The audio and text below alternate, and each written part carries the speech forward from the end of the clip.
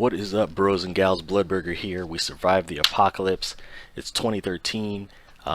If that's you, I recently discovered a new program. You had to live stream speeds, and you've upgraded console. And your web button in the center of the I1. Further and up in my or the latest stable. Let's take a quick look at the settings.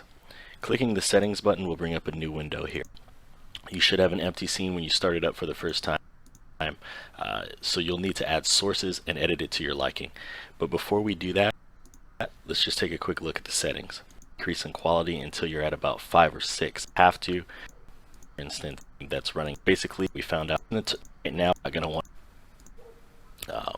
Usually I give myself a little bit of overhead when I'm setting these numbers. So if, for example, my bit rate is 5 megabits per second, I could set my max bit rate at about 2500. And then I'd set the buffer to maybe 3500.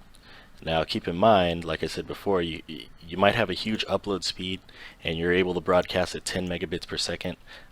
You have to remember that everyone is not going to be able to watch that, so don't go too crazy.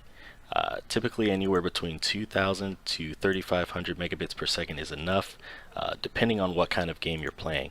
So what you're going to want to do is experiment with these settings until you found the perfect medium of what your viewers can watch and where you want your quality to be. Next is the audio encoding. Usually I leave this at default AAC codec and a bit rate of at least 9600 or 96,000 rather to about 192,000 will do. After that we have the broadcast settings.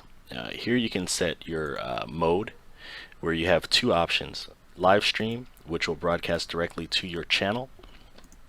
Whether it's Ustream, Twitch TV, Own3D, that's going to be up to you. That's Own3D are going to will put a this for me if that's what you should have here. About the monitor, protect your PC's a good computer. Leave this at, you'll want this set to 60 if the game you're playing supports that, if it runs at 60 frames per second.